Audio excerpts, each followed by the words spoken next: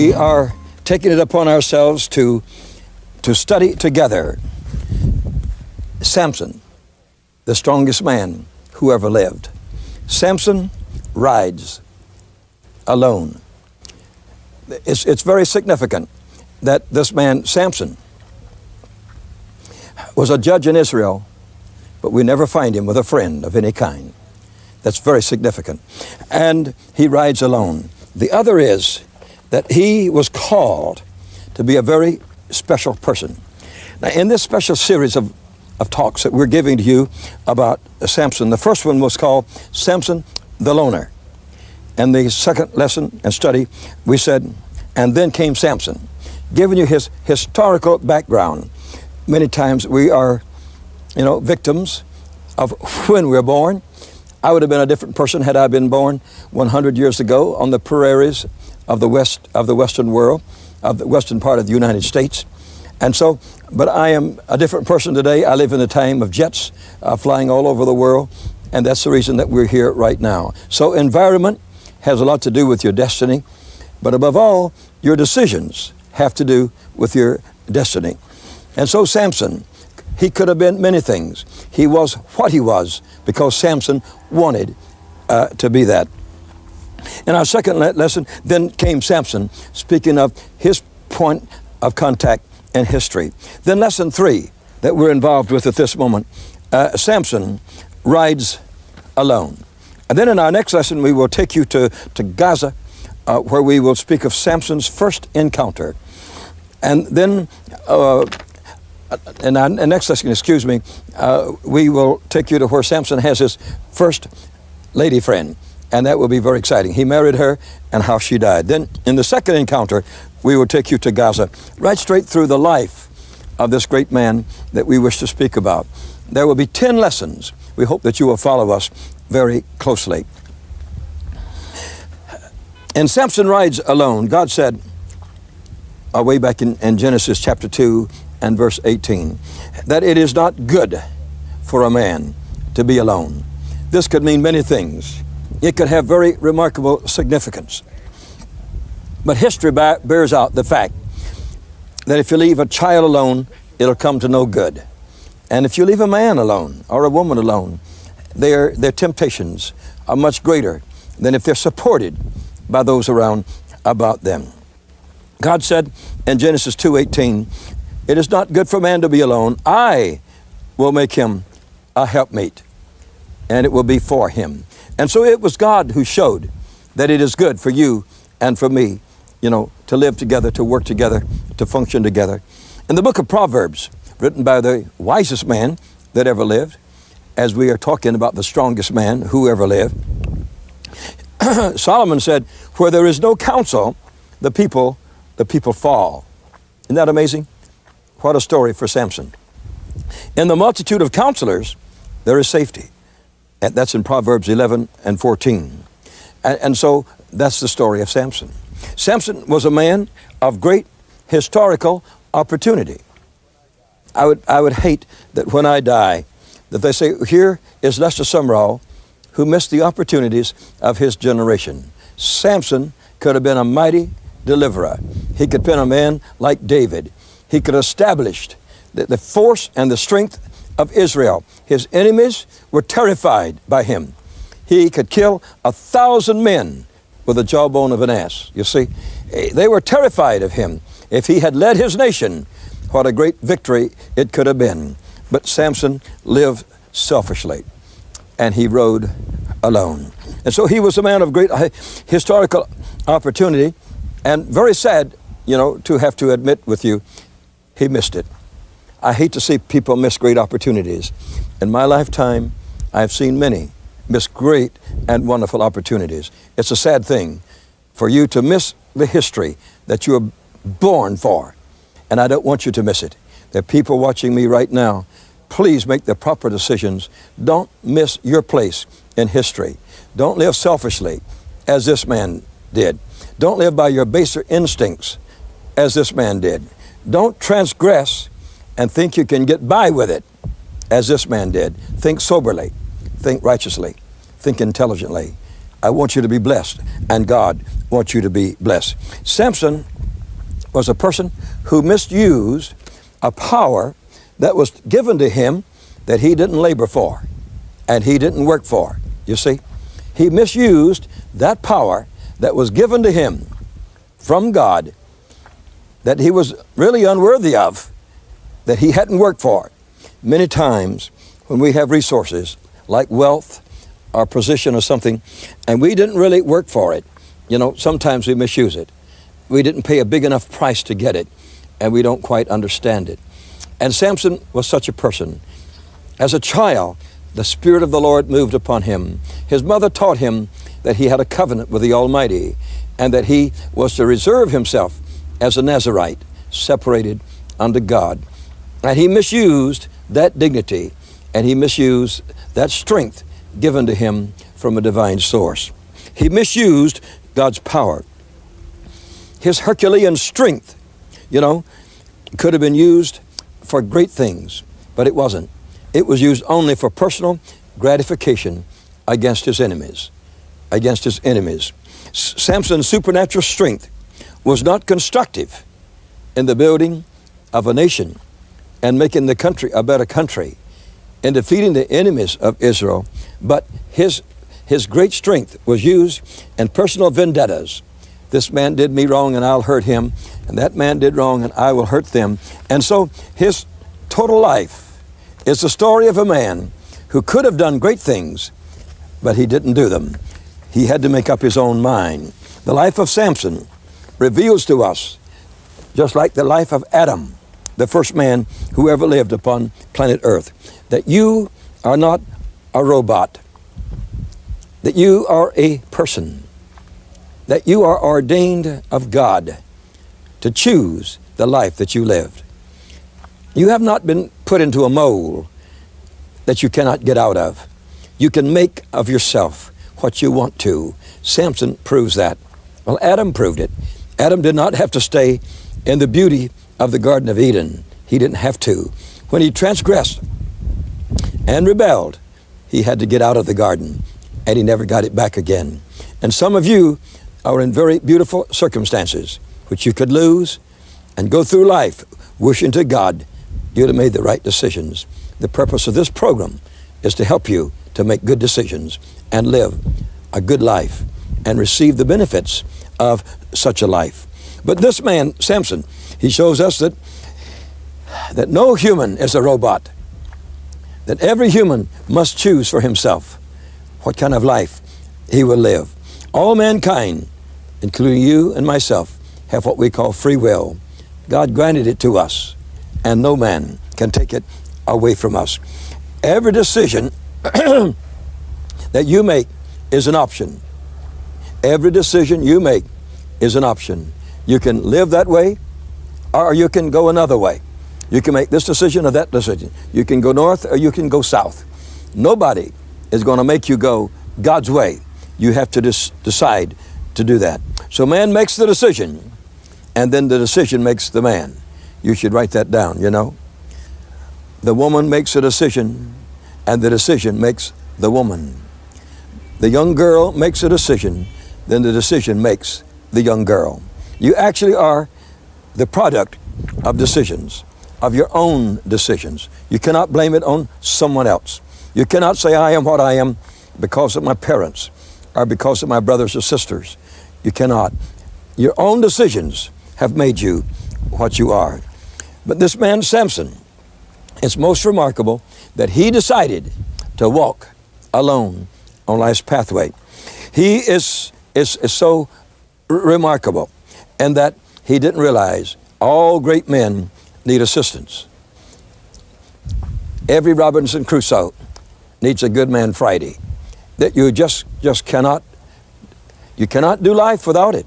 And if you don't realize that, you can become very hurt in life. Moses could not rule the people of Israel. He needed 70 assistants. He couldn't have done it by himself. The Lord Jesus could not carry on his ministry alone. He needed 12 men about him to help carry on that work. So Samson never had what we call a compadre, a close friend. There's no record that Samson ever had what we call a buddy. He never had anyone that he could trust, like a trustful wife, or like a family, or someone very close to him. When I think of Samson, I see a young Israeli, affable when you meet him, grinning, which could deceive you, tousle-haired, you could tell immediately he had been running through the mountains, fast-moving, he was this direction, that direction, and the other direction, and you couldn't tell just where he was. The only thing you really knew was Samson rode alone. He was alone on life's pathway. He chose it that way. Nobody asked him to. He wouldn't let anybody buddy up to him. He wanted to ride alone. If you do that, sorrow, hurt, will be in front of you. You need good friends, close friends. You need family friends. You need neighborhood friends. You need national friends. And you need the spirit of loyalty.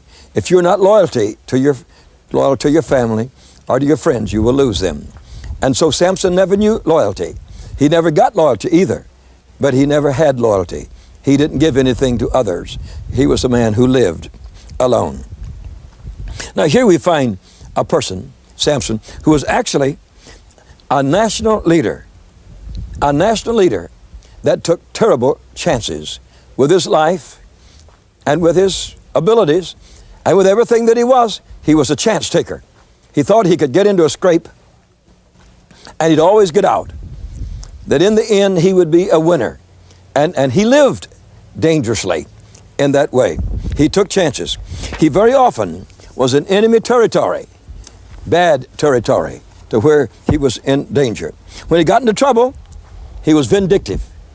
Put him in trouble, and the devil rose up in him to see how much he could hurt. He would strike back. He put terror in the heart of his enemies. For example, at his marriage, his best man was a pagan. He didn't even have a friend to be his best man at his own wedding. And later, that best man was a traitor. He took his own wife, just a few days after the marriage. He took Samson's own wife and to live with. Samson could not trust anybody. He had no confidence that he could say, you're the one I can confide in. I'm going to trust you, and you can trust me. Being alone is always dangerous. Now I know, you see, I've lived much of my life in 100 nations of the world, and I learned very quickly, two is better than one. Howard Carter of London, England, and I traveled together for many years. I could save his life. He could save my life. I could protect him. He could protect me. After that, I found my wife. After he left me and stayed in England, I went on through the rest of the world, and I had my wife. I took her with me. When the Lord gave us children, I took the children. I lived right here in Israel. Sent my children to school here in Israel, learning to love this people here in Israel. I'm a man who believes in others. I believe in trust, and I believe in company. I believe in having myself surrounded by good people, that I trust them and they trust me. Here was a man that could trust nobody. That's the reason I have to teach you about him. I don't want you to be such a person. I don't want you to have such hardness. I don't want you to have such sorrow. Being alone is dangerous. Anybody, anywhere, anytime, being alone is a dangerous thing. That is why we should surround ourselves with ability, men and women with great ability. In Judges 14:2, it says Samson came up and told his mother and his father, said, I've seen a woman in Timnath of the daughters of the Philistines. Now therefore get her for me for a wife. Now here we have a man who's like the President of the United States, or like the Prime Minister of Israel. And he was a judge, of course, and he asked to marry a stranger and a foreigner, and possibly someone far below his station in life. She was just a female, and she had all the qualities of a female, possibly a very young female. He would be possibly 20 years old, maybe she would be 16 years old. And he just saw this piece of flesh, and he said, I want this flesh. So the Bible says here was a man who was a judge. Now he was about 20 years old. He only lived to be 40 years old. And he started roving around. And by the time he was 40, the full measure of his days were all gone, and he died. That's what sin will do for you. Sin will cut you short in every way that you deal with it. If the devil can isolate you or me or anyone else, he can put the most foolish things into our minds and into our heads that can destroy us. Our strength is in by the people that we have around us. And I urge you today, don't be a loner all by yourself. Make friends, be friendly, and let God bless you. And you know what I often say, is that the first banana that leaves the bunch is the first one, that gets peeled. And if you want and get skinned, if you wanna get hurt first, leave the bunch. Your security is with others. People who stay home in order to get a big revelation from God, they're the people that are deceived. You should be in the house of God with the people of God, worshiping together as a family, receiving your strength that comes from a family. The Bible teaches us in the multitude of counselors is where our safety is. As we talk with others and live with others, we find there the strength that God wants us to have. The Bible says there's wisdom in counseling. If I talk with others, I'll get the right idea about God and about how to live and what the world needs. I do not do anything personally without counseling to others. I make no great decisions on my own. I talk with others, and how glad I am for the good counsel and the great ideas that I have received from my friends, from my companions, and from those that we labor with. We must know that nobody can run a large organization alone. And for sure, you can't run a nation. You can't operate a nation alone. That's what this man tried to do. Rather than sitting under a tree or in a hall judging the nation, he was hound dogging from place to place around, you might say, looking for trouble. Yes, the populace were afraid of him, but they didn't have any need to be. That type of person will succumb, and not too far down the road. It is when a team of men or women come together and pull in the same direction that you can pull down all of the strongholds of Satan. Otherwise, it is impossible to pull them down.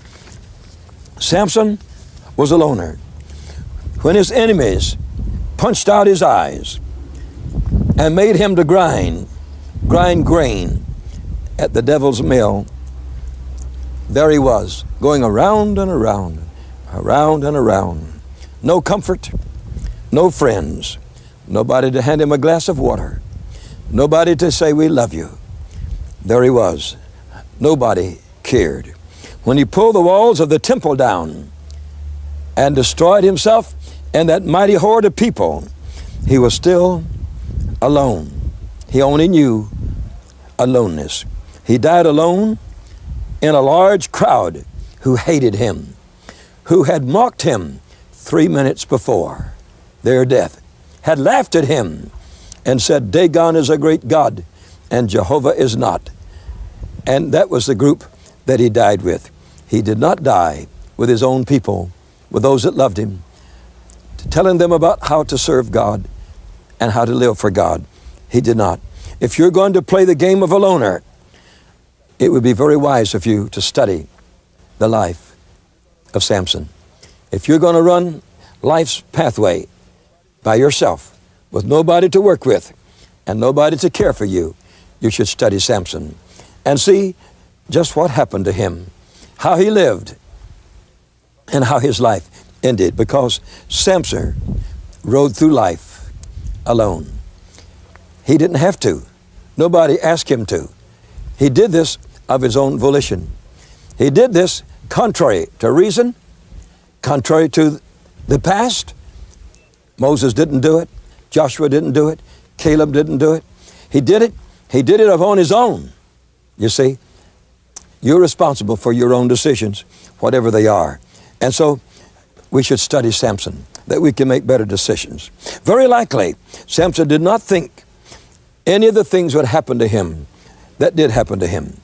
Very likely if you'd have said to Samson, you're going to die with those people, he would have laughed at you. He had said, no, I always get out. I always win. I'll always make it. Loner, you won't always make it. You need me.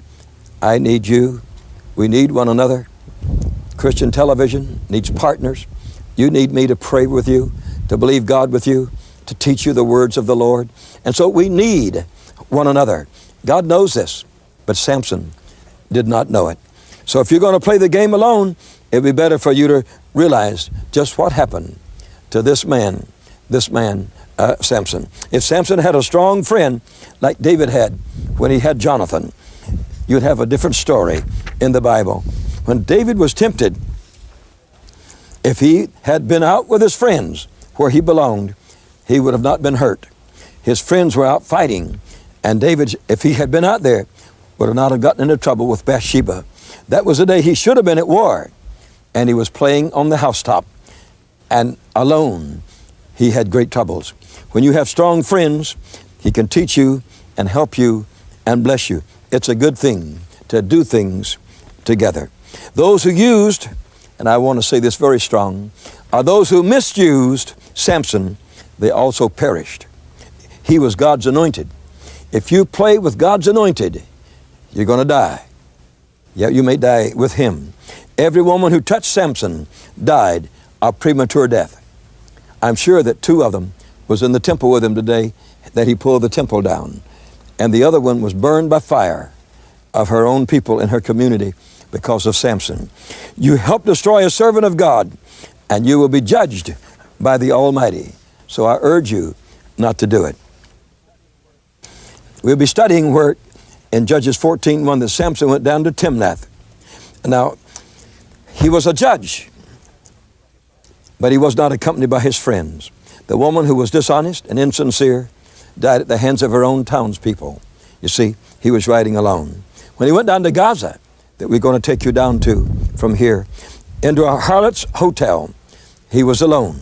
He was at the pagan temple in Gaza, where he killed more people in his death than he did in his whole lifetime. The harlot would not have missed that gala occasion, and neither would have Delilah. And we find that they died with him. Samson went to the valley of Sorek, and there he found a woman full of sin, full of lies, full of deceptions. He was riding alone. He had no friend with him. Delilah became queen for a day.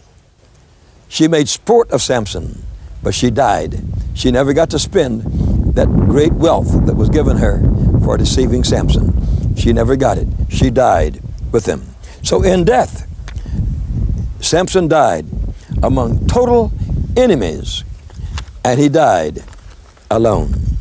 I never expect to die alone. When I read in the newspapers that this one died and that one died in a house, I read of a good friend of mine just recently that had been dead for 2 days, and the postman was the one that said nobody was taking the mail out of the box. The police broke into the house, and they had been dead for 2 days, died alone. That same person isolated themselves. I'm not a loner. I don't go anywhere alone. I don't live alone. I never expect to live alone. I don't believe in being alone. I believe in being with you. I believe in being with friends. I believe in walking with God and my fellow man. The greatest problem with the strongest man that ever lived, you see, was that he walked life's pathway alone. He was a loner. And I'd like to urge you, please, at this time, take time to make good friends. Take time to love people. Take time to be nice to people. Just take time. You'll always be glad that you did. And in the great crisis of life, in the great moments of sadness, you'll have someone to comfort you. You'll have someone to love you. We're now studying the life of the strongest man who ever lived on planet Earth. His name was Samson.